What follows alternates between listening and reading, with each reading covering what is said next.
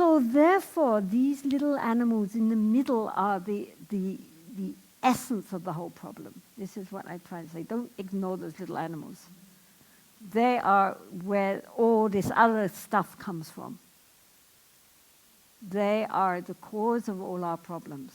It's not these states of being are only difficult because they are governed by these three little animals in the middle. They are governed by our greed, hatred, and delusion. And until we totally uproot our greed, hatred, and delusion, which we cannot do until we uproot our misunderstanding of the nature of the ego, until then we're going to suffer. And what is worse, we create suffering for other people too. I mean, it goes together. So, I mean, you might be sitting there thinking, I'm not suffering, I'm perfectly happy. And then you discover that somebody next to you, somebody you love very much, has some incurable disease, or they get killed in an accident, and suddenly what happened to all this bliss? Because impermanence is part of the name of the game. Death, impermanence, old age, sickness. We all want to hold on to things we love and we think is pleasurable, and we want to keep it forever. But it's not going to be forever. Anybody.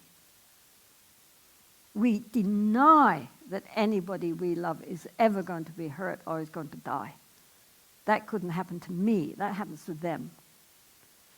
But people are dying all the time. Doesn't matter whether we love them or don't love them. But we can't let them go even when they die. We've still got to hold on. We create so much suffering for ourselves beyond the external problems of life by our attitude. And this inability to accept and to let go is based on our grasping mind. The Buddha said that our suffering is caused by our grasping mind, which depends on our delusion.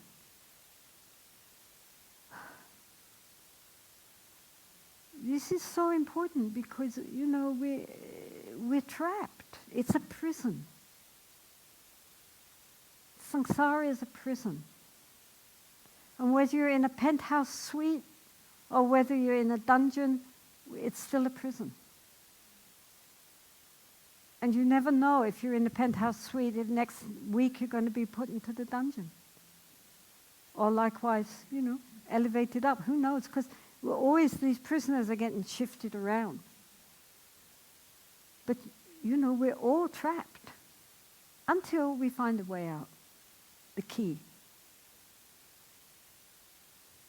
Then you just walk out.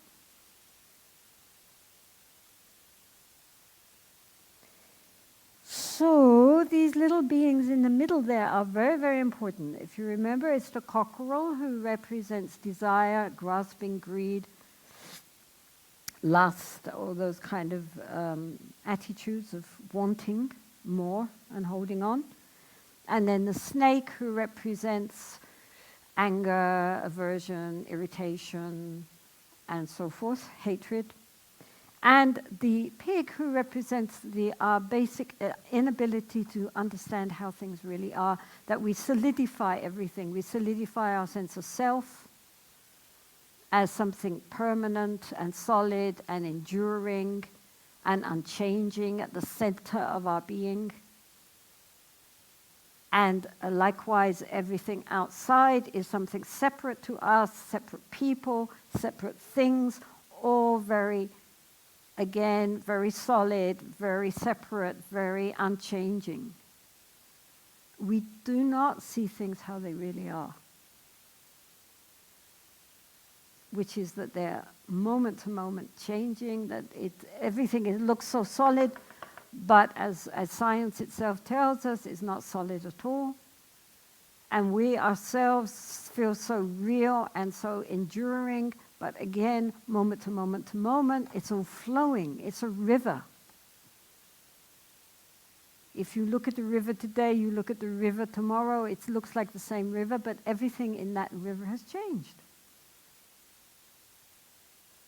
but we don't see it. And so we're trapped in our prison house.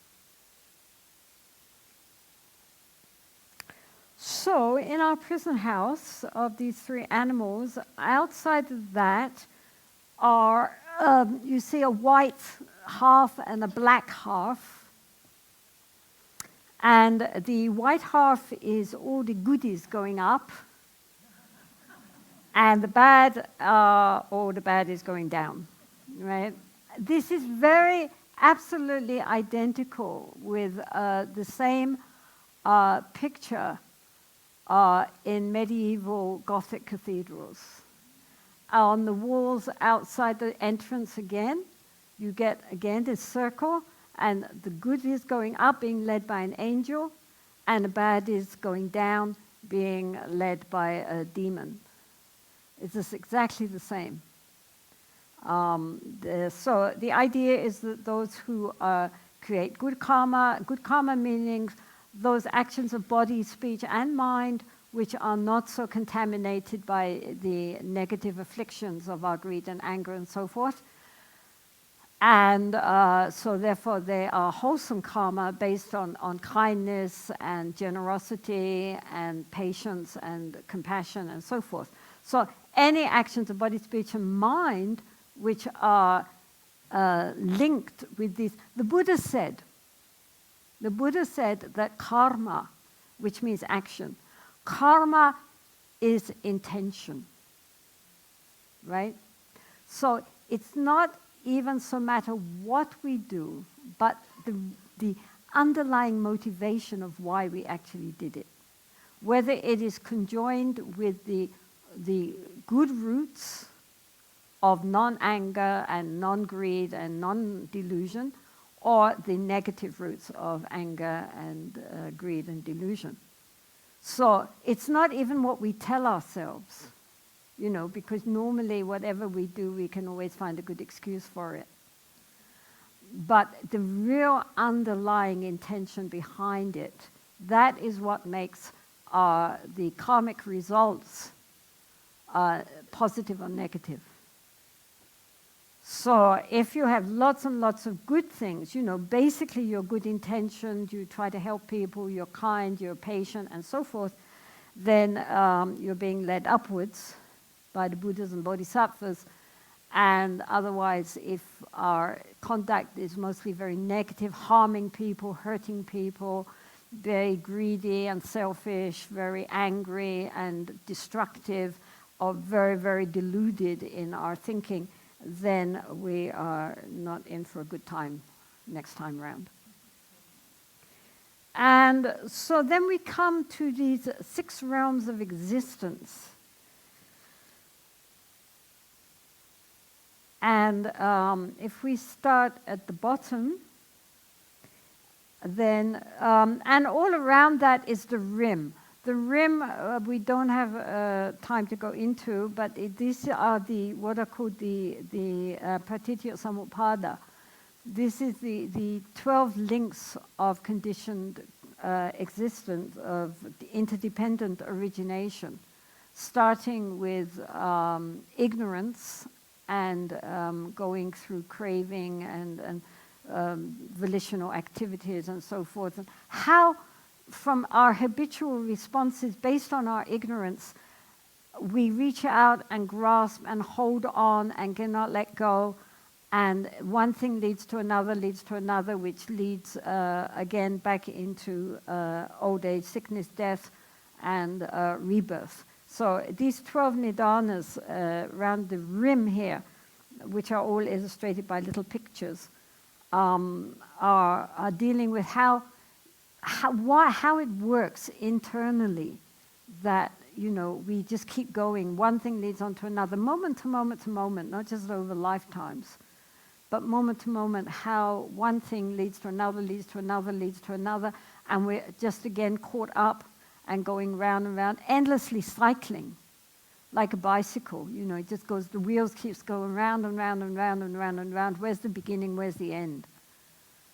And until you break the wheel, you're not going to stop it going around. It's like also, like a rodent on a wheel. We're endlessly scrambling, getting nowhere. So, so within that, then there are these segments. These are the traditionally considered to be the main places of rebirth within this wheel of birth and death. So at the bottom, we have the hell realms.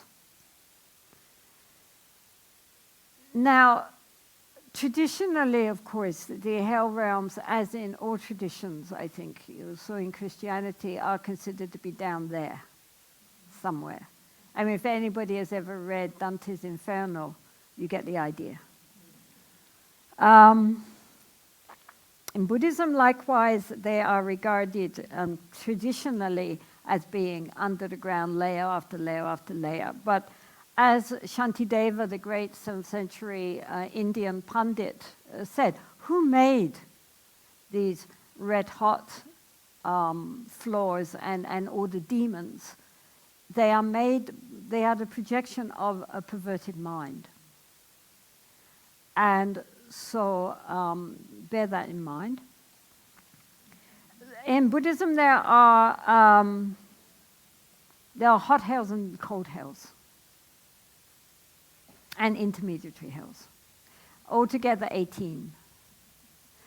Now, you might think 18 hells is pretty unfair, but there are 26 heavens. So do not say Buddhism is pessimistic.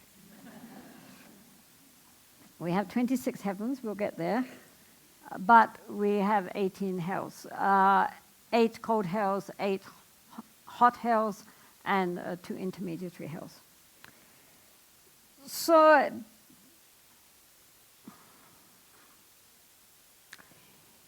even while we live with our apparently material body, nonetheless, so much of what we experience is a projection of our own mind. I mean, ultimately, on one level, it's all more or less a projection of the mind, but even on a relative level, if we are happy, then the most gloomy day seems radiant.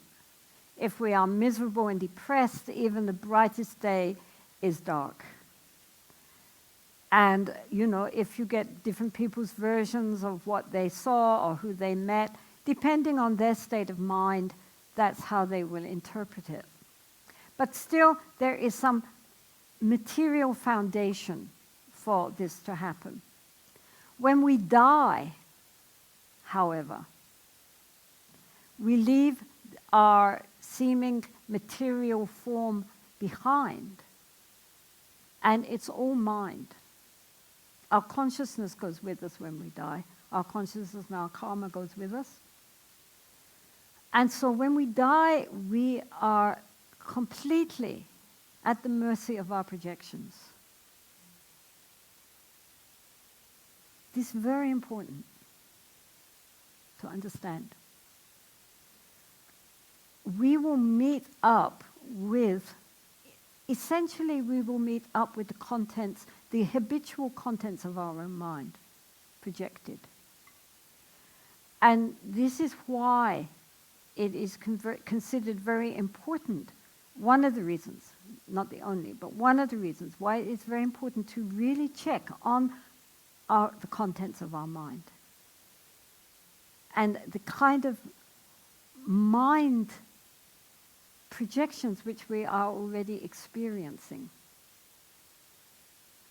In the text it says that we also will meet up at that time with people basically on our own vibrational level, so to speak.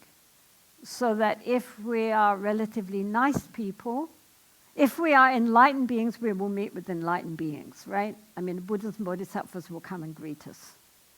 Or if we have a great deal of devotion, they will come. I mean, if you're a very devout Christian, you will meet with Christ or the Madonna. If you're a very devout Mahayana Buddhist, you will meet with Amitabha, which is why the Chinese always say Amitofo for everything. Amitabha Buddha, hello Amitabha Buddha, thank you, Amitabha Buddha. Goodbye, Amitabha Buddha. Omitofo, Omitofo. You can get a long way in China just with Ni Hao and Omitofo.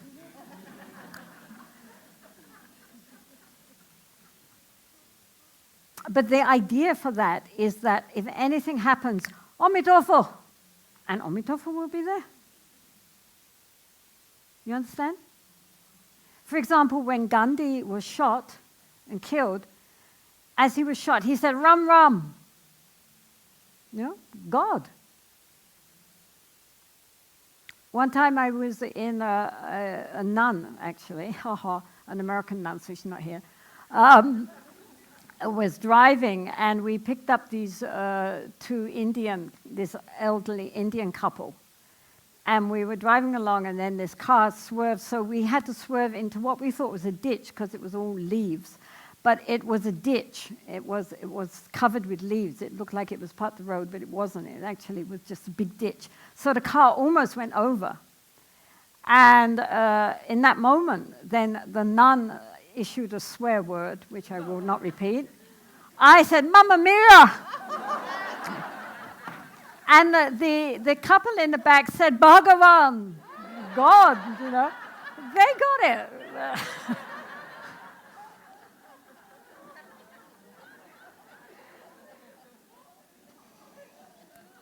So be prepared.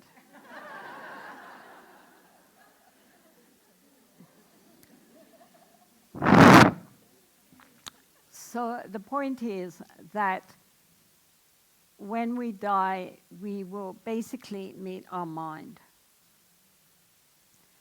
And therefore, it's very important that while we still have the choice, we can choose to think rightly. So that when we die, we have nothing to fear.